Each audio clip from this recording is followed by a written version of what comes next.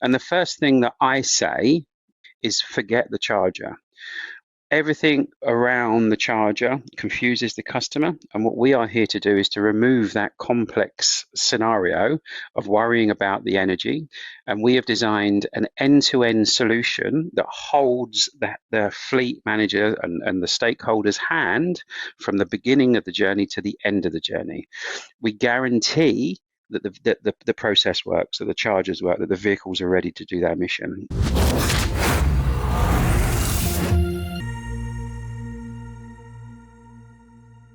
Good morning. This is Greg Schultz here with Charged. We are back for another conversation about electrification. Wouldn't be doing my job if I didn't tell you that you need to be subscribed to this here on YouTube. So Charged Electric Vehicles. Check us out. You'll find more content about electrification.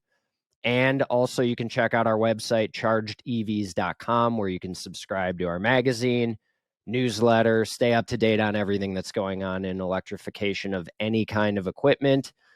We are your source. So today's conversation, fleet electrification. We know that as fleets of construction equipment, on-highway equipment, the list goes on, as they are trying to navigate the waters of electrification, there are some challenges they run into. So some of that's figuring out what kind of charging infrastructure they need, figuring out how this might impact their day-to-day operations.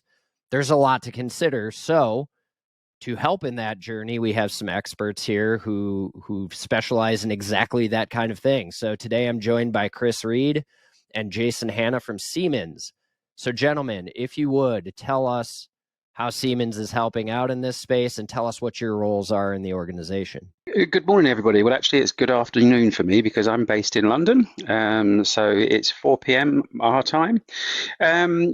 My passions around decarbonisation started around 2009. One of my hobbies is scuba diving, and I was diving in Indonesia, and I went back the year after in 2010, and I noticed the bleaching of the coral reef. The coral themselves were dying and going white, and I couldn't figure out what was happening. So I started asking questions, and it turns out that it was the rising water temperature due to global warming that was causing the coral reefs to die. And then I started to find out that coral reefs actually play a vital part in our lives. And I've worked for 28 years in the automotive industry. And at that point, that was when I first started to realize I was actually contributing by working for automotive OEMs to global warming by selling diesel or ICE vehicles. So for the last 5 years of my career, I've specialized in transitioning fleets away from ICE vehicles and transitioning them into EV. And hence why I joined Siemens, because I believe Siemens has one of the best offerings out there to assist fleets to transition to EV. Nice to meet you all. Yeah, good meeting you as well. Jason? Great. Thanks, Greg. I've been with Siemens for 13 years, currently working as a director of engineering for ETP. That's the Emerging Transportation Platform within Siemens Smart Infrastructure. So I manage a team of R&D professionals in North America, in Canada, and the US, east to west. I'm in Fredericton, New Brunswick, east coast of Canada, and looking forward to the conversation. Excellent. Well, thanks, gentlemen. We really appreciate you coming here and helping our audience learn more. As we've discussed, there are, and we're obviously passionate about electrification, right? We're Charged Electric Vehicles magazine. We've been talking about these topics for 10 years plus. So glad to hear that we're joined by some fellow evangelists. But as much as we believe in it, as much as we love the technology, changing your fleet over to an electrified solution does involve some hurdles, right? There are some things that fleets need to consider. It's a little bit of a change of mindset sometimes. So there are, challenges from getting high-powered charging equipment in there, making sure that the equipment's still going to be able to function in a rugged environment, variable duty cycles, right? There's a lot of things that a fleet needs to consider as they are making this transition. So you have a solution that helps them navigate all of this, correct? As well as some things that I didn't already mention. So let's put ourselves in the shoes of a fleet manager or a company that has a fleet and they are looking to electrify, first of all, they have to evaluate if that's the right decision for them, and then they have to figure out how to navigate these waters. So let's talk about the current landscape as it exists today. We have the fleet operator who's got this complex shift that they're looking at from traditional vehicles to electric. How is Siemens helping to simplify this electrification journey for the fleets that may feel like this is kind of an overwhelming task to take on? Yeah, definitely. Well, this is the biggest change that I've ever seen in my career of 28 years within the automotive industry. And this is probably the biggest change ever in the automotive industry. Departments within organizations are having to come together that would have never come together before. None of them want electrification. That's the first hurdle. This isn't something that they want, it's something that's being forced upon them. There are a few out there that are focused on cleaner transport, but they are few and far between. Everyone is scared. People don't know where to turn, they don't know who to trust, they don't know where to look. And the first thing that I say when I'm going into my meetings with customers that have requested my time is forget the charger. Everything around the charger confuses the customer, and what we are here to do is to remove that complex scenario of worrying about the energy. And we have designed an end-to-end solution that holds the fleet manager and the stakeholders' hand from the beginning of the journey to the end of the journey. We guarantee that the process works, that the chargers work, that the vehicles are ready to do their mission. It's ETP's, it's Emerging Transportation Platform's mission to empower fleet operators to lead the transition to zero emission transportation through intelligent AI-enabled electrification solutions. We want a world that can run fleets smarter and cleaner and more efficiently. So yeah, that's the current landscape in the marketplace at the moment. In the UK, we see that fleets are a little bit more advanced because the landscape is easier and smaller distances to travel. So we're doing quite well over here in the UK. But yeah, some of the other UK markets are also onboarding EV at quite a rate, and we're now starting to see a lot of interest starting in the US and Canada. Excellent. So, you mentioned that none of them really want to do this, or not none would be incorrect, but there's at least a heavy amount of them that are not excited about this transition. Is a lot of that fear just the change in the way they're going to have to operate? Is a lot of it financial? Is it equal parts both? Equal parts both. It's new. The fleet managers have never had to consider charges or energy. They've never had to work with facilities or property people to start putting things in the ground. They've never had to work with the energy department. They've never had to work with the IT department to integrate IT systems into this. There's 5 key pillars to the Depot360 offering. That first pillar is the planning. So we would create a digital twin of the operation.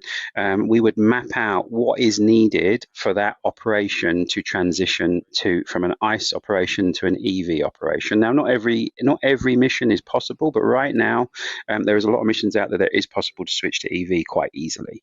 So we will plan that, and we will give a 5-10-year plan, whatever the customer's aspirations are.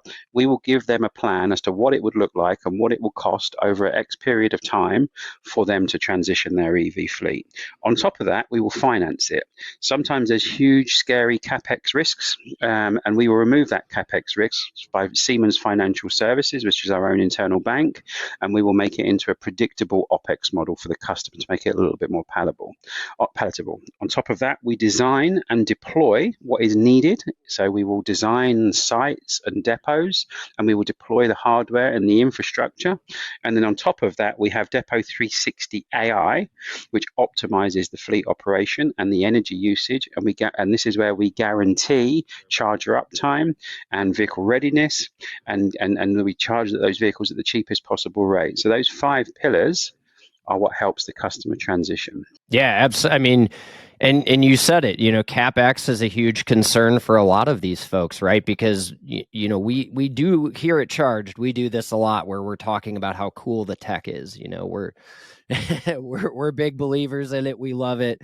we're interested in it, and so we can get a little hyper focused on that. And we're like, look at the cool thing it does, and look at how far the battery life can go, and it can do all these things better than an internal combustion piece of equipment. But the reality is, if you're a business, at the end of the day, you need to stay profitable, and you need to consider the financial piece of it. And it does sound like your solution takes that financial piece into account. So you help them with financing. But if I'm not mistaken, in our previous conversation, you mentioned that there might be some specific options or incentives that can ease that transition for them. Is that correct? Again, that is localized depending on what country and even what state in America that you're currently in. So it's a very broad subject that perhaps we should have another discussion around is localized incentives. But yeah, in certain places, I know for the UK there is localized incentives. But yes, there is some incentives in certain places that are government funded that will transition, that will assist that transition on top of us financing and reducing that capex risk. But that's something that Siemens is also available to help through this platform. Is that correct? 100%. Yeah, that in that planning process, that's exactly what we would take into account. What is available for you in your local market to get as many grants or as much assistance as possible. We will advise on that in our planning process. Excellent. So helping to get them financed, helping to find any incentives, kind of getting over that initial hurdle, and then then we can dive into the meat of, how this is going to impact operations. And you touched on a number of points that I'd like to dive into a little bit deeper, one of which would be remote and field support. So obviously, as they're getting used to a new type of equipment, they're used to maybe maintaining and operating ICE equipment. The challenges are different with an electrified piece of equipment. So what level of support can fleet operators receive under the Depot360 managed services package? And can you explain how the remote services and 24/7 support enhance operational efficiency and reduce downtime once they have that equipment? Yeah, well, running an ICE fleet is extremely easy. There isn't much equipment needed at all, especially if you're not servicing your own fleet. Depot360 is a fully managed service. It's hands off for the customer. Okay, so we have a network operations center which is proactive monitoring for the fleet operator's benefit, fully round the clock. This is 24/7. We are monitoring the customer's operation from a hardware and a vehicle perspective. We connect to the chargers via OCPP, and we will also connect to the vehicles via telematics. We can see the whole operation. We can see when software updates are needed and maintenance is needed. So we will be looking for maintenance requirements before they happen. We have immediate assistance. So our fleet operators can guarantee that we are there looking at our operation for them before problems happen. So we will be picking up on issues and sending people out to fix them without them requiring any physical presence or even any understanding of what's happening. We're there fixing it before they even know there's a problem. We've got a bank of fully experienced technicians, and the customer usually finds out that they've had an issue when we give them their reporting. So we also do reporting. Everybody that signs up to Depot360 gets a customer success manager, and that customer success manager will help and report with the customer on the customer's time frame. If they want it weekly, if they want it monthly, they usually find out that they've had 20 issues this week before or after they even knew that they existed. We'd already been there and fixed them or stopped them from arising. If that wasn't happening and they were responsible for their own operation and they had that issue and they were responsible for fixing their own vehicle or their own, we don't fix vehicles, but responsible for fixing their own charger or identifying that there was a fault, this could could cost the operation lots of money. If that vehicle wasn't ready to do its mission the following morning because a charger had gone down in the night, that vehicle couldn't go out and do its mission the following morning, deliver its goods, or what school bus couldn't drop pick the kids up to take them to school. That would cost a business a lot of money. So having a system like Depot360 in the background doing it for you, guaranteeing that that charger works and guaranteeing that that vehicle is ready to do its mission, is massive for fleets. So yeah, it's groundbreaking, really. It just removes that stress and that concern for the customer to have to 24/7 monitor his fleet. Yeah, I was just going to say, I'll add to that in that the Network Operations Center is monitoring those charging sessions. They're not guaranteed to be successful. So they will identify those faults early on as they happen in real time, and they'll look to troubleshoot those and address them immediately. Often they can do that remotely, triggering a remote reset or whatever the case may be. So, like Chris mentioned, the customer is often not even aware that these occurred as we address them in real time. Yeah, and there's also other things to take into account, like it may not be the charger, it may be driver error. We all know what some fleet drivers could be like. They may not have connected the charger correctly. So we're also looking for issues like driver behavior and driver error in this, because that happens in the real world. Problems arise, charger cables are not plugged in correctly, and this system will also pick up on that. Yeah, and I got to think that's a huge benefit, and actually maybe even an upgrade over something that would exist if you had an ICE fleet, because they're not doing that right now with their current ICE equipment, right? They're not getting predictive maintenance or issues resolved while they're sleeping, right? That's something that a technician is going to have to handle. And having worked with fleets in the past, uptime is a huge issue for them. As you mentioned, it's a cost, it's a detriment to the service that they're offering if their equipment's not ready to go. So that could be a huge selling point of electrification and this service that you're talking about. I personally find EVs easier. There's less to go wrong. Once you're over that range anxiety and this fear, I personally find EVs easier. A driver would wake up with an ICE vehicle. If the engine management light on the vehicle was down, that vehicle was knocked out of the mission for the day, and you wouldn't even know. You wouldn't even had any preventative or any way of knowing the evening before. But with this, with less to go wrong on the EV, there's less parts. As long as we're guaranteeing the charging at the correct state of charge, the continuity of the business on an EV, I believe, is better than an ICE fleet. Less to go wrong. Yeah. So you've mentioned, I think you used the word guarantee. Is that correct? So how does that work? Tell me a little bit more about that. How are you ensuring that the service offerings like predictive maintenance and fast response time minimize unplanned downtime? So predictive maintenance for the first one. So data-driven insights. We utilize our advanced data analytics to monitor health and performance of EV fleets. We identify the potential issues before they become critical. So we will schedule interventions before they become critical. So we're looking at that. We're out there, we're intervening. So that is the first way that we guarantee the uptime. And fast response team, if something does go down as an emergency, we have rapid deployment in the event of unexpected issues. And again, with our skilled technicians, we are on hand to fix these problems as quick as possible.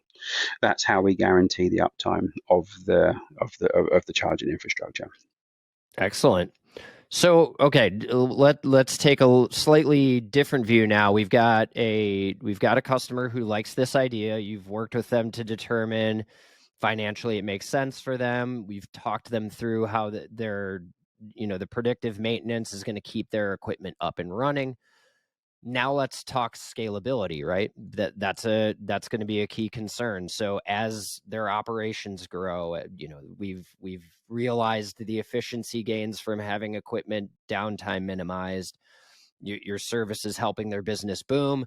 Now we want to grow that fleet, right? So for fleet operators with different scales of operations from small to large, how is Siemens ensuring that the solutions here can scale to support all of that? Yeah, first of all, the system's modular. So whether it's one vehicle or 5 vehicles or 5,000 vehicles, we can onboard any amount of vehicles and any amount of charges to our system. We commit to maintaining charger uptime to up to 98%, depending on what package the customer takes, to minimize delays and maximize fleet availability. The fleet manager can achieve up to 50% reduction in costs with our robust energy management and optimization solutions. Depot360 leverages real-time and day-ahead energy pricing. Okay, and customers have seen cost reductions in the 20 to 40% range, depending on usage patterns. Depot360 offers performance guarantees with specific uptimes and percentage response times for remote and on-site and off-site responses. So depending on what package the customer takes, we will be there to give them peace of mind and reduce their costs in running their fleet.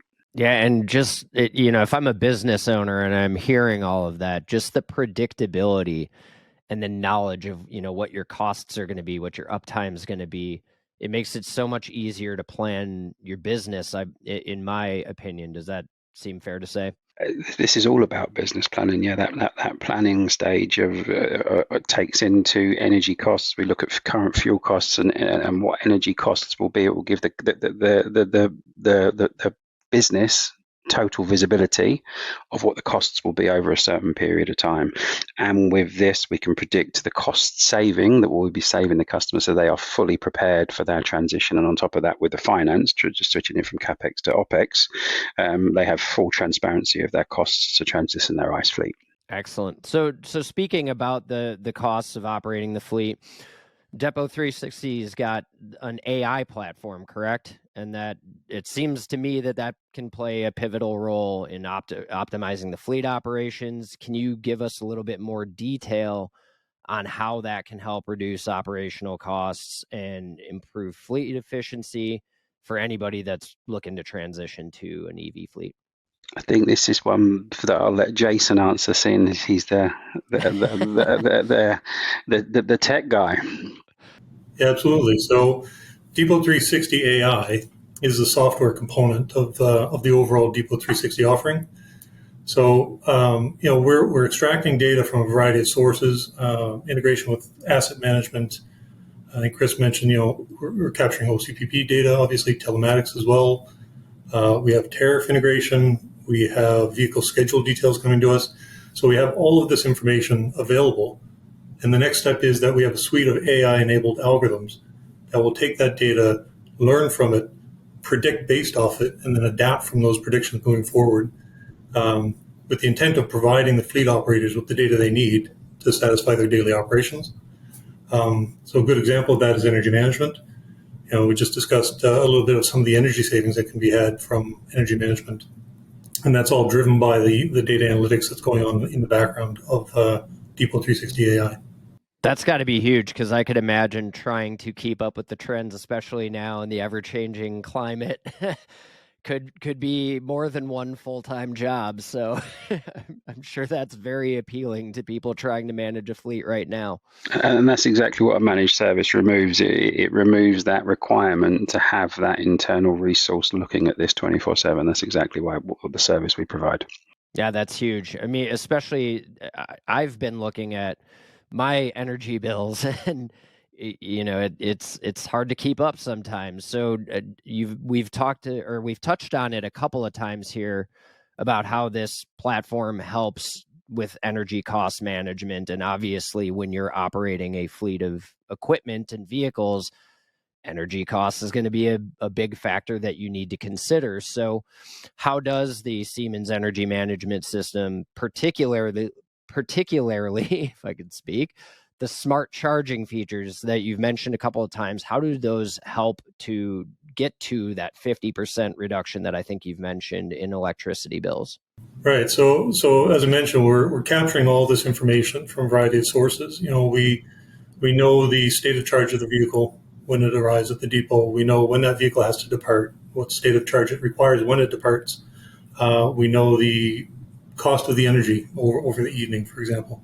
So we have all the information we need, and then it's a matter of optimizing. Our suite of algorithms will work to optimize first and foremost the energy charges, making sure that we're avoiding any peak energy timeframes, making sure we're not overcharging the vehicle, using the power that's needed at the lowest cost available.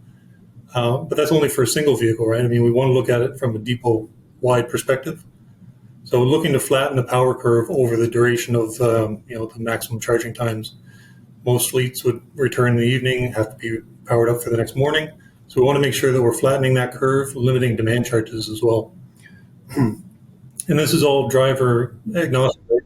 The driver is unaware of this. The driver just comes, plugs in their vehicle. They don't have to worry about any of these specifics. Everything happens in the background. So other angles to the cost savings and the uptime guarantee, how does the offering reduce the costs, and what specific performance guarantees do you offer? I think you touched on this already, but if you can just kind of summarize that. Yeah. So we commit to maintaining charger uptime up to 98%. Again, it depends what package the customer takes. This is to maximize fleet availability. Yeah, the fleet manager can save with Depot360 AI. The fleet manager can achieve up to 50% reduction in energy costs. We can look at day ahead, real time and day ahead energy prices. And again, customers have seen cost reductions in the 20 to 40% range, depending on usage patterns. We offer performance upgrades with specific uptime percentages so that we give the fleet manager peace of mind so that he knows that his charging infrastructure will be reliable and efficient and that his vehicle can go out that following morning. So the cost savings also could be around guaranteeing that vehicle on the road that there is no penalization for not being able to deliver or not being able to be on time. So one of the things that we've talked about already is how kind of hands off this is for the fleet, right? You're doing a lot of things in the background for them, but that's not the only component of this that matters, right? Because there's a data transparency angle here, correct? So the fleet is actually able to utilize the data that you are collecting in order to optimize their operation, right? Isn't that one of the major selling points here, is that they can utilize that and really make their entire operation more efficient?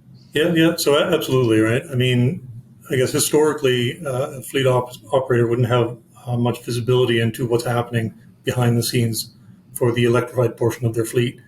And with Depot360 AI, I mean, we've kind of flipped that on its head. They have access to everything they need, right? They have access to the user interface that our network operations center folks are using as they monitor the system. So they will see the data that's available to them from a historical data perspective, or even the real-time data, right? We've got different views that will show them the currently active status of their depot, pushing data out in real time so they see exactly the current state.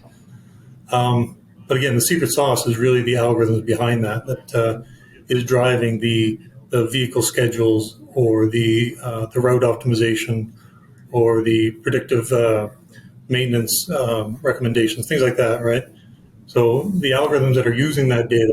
Fleet managers do love to see their vehicles going around on a map, so it's very difficult to keep them away from actually looking at the system. Yeah.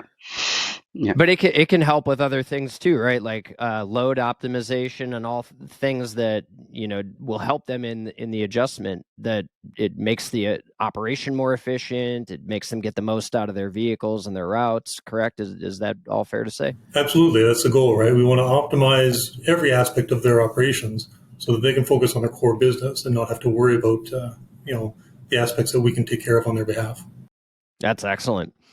So, I mean, being an electric vehicle publication, right? We wouldn't be doing our audience a full service if we didn't talk about sustainability, right? So, as we do finally get into the sustainability angle, and the thing that I know we all believe in, and as sustainability becomes increasingly important, so what role is Siemens going to play in helping fleet operators reduce their CO2 emissions, while maintaining the key piece, while maintaining operational performance and profitability?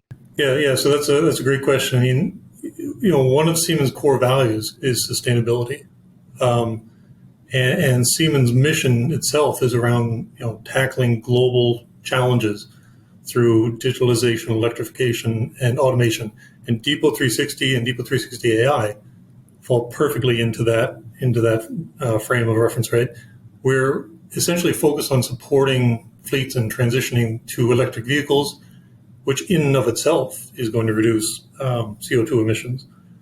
But beyond that, the algorithms that we've discussed, I mean, we're also looking at having them operate their fleets with the, a reduced power consumption. So again, reducing overall CO2 emissions. And, beyond that, one step further, the consulting services that Chris mentioned, we can come in and provide support and assistance as they build out their depot. And that can include, on-site renewable generation. So if somebody's looking to strive towards net zero, that could come into play as well. So there's a number of different avenues where the service and software we offer supports overall CO2 emission reduction. All while giving the customers the confidence they need to be able to operate their fleets with confidence, right? Right. Yeah. I mean, they can be as big of believers in sustainability as we are, but at the end of the day, we know they're running a business, they're operating, and they need to do so profitably. So it's nice to know that as we're creating the tech that allows for a greener world, we're also allowing these businesses to continue to function properly, profitably, and efficiently. So excellent information. Anything else you guys would like to add? Worry-free is a thing that I like to add. Yeah. Yeah, and as a vehicle owner and operator myself, it is nice to know, oh, hey, I don't have to do that. I don't have to remember to do that oil change, right? Yeah. Oil, bad word, Greg. Yeah, oil. We can't use those words anymore. Right. Well, so we are going to link here in this podcast. We're going to provide some links to some other information to your website where people in our audience can go to get more information and resources. But is there anything else you'd like to add here before we sign off? Anything we haven't discussed that our audience should know about? For me, we're happy to discuss this in much greater detail. If anyone is interested, head over to the Siemens Depot360 website, which I'm sure will be linked somewhere here. But reach out, book an appointment. We're a global team, and someone will be in contact, and we can sit down with you and actually take a look at your fleet and assist and see what we can do for you. So please reach out for a more in-depth discussion. Follow us on LinkedIn. There is some good articles at the moment. There's a nice white paper around the stuff that we're currently doing. As you would expect from a company like Siemens, you see lots of updates. So yeah, give us a follow on LinkedIn and reach out and request to have a chat with one of our global sales guys. Excellent. Jason, anything you'd like to add? Yeah, I should also plug the home reimbursement functionality that we just rolled out in North America and looking to roll out elsewhere as well beyond North America. So we provide the functionality where a corporate vehicle could be taken home and charged at home. That employee would then be reimbursed for the power that is used from their home charger. Using telematics data, we can capture the charging event, figure out the cost to that employee based on the tariff and the cost of that power, produce an expense to submit automatically in through to Concur. So taking the overhead of administering a program like that across X number of hundreds or thousands of employees, and having it all automated on behalf of the customer. So that's a feature that is quite exciting to a number of our customers. And to me, I drive a company vehicle, and I can't wait for it to be released in England. There you go. Excellent. Well, gentlemen, I really appreciate the time. Thanks for your time, Greg. Thanks, Greg. Make sure you're checking out chargedevs.com. Sign up for our newsletter or our magazine. And we'll see you next time for another conversation on electrification. So take care, everyone. Thanks.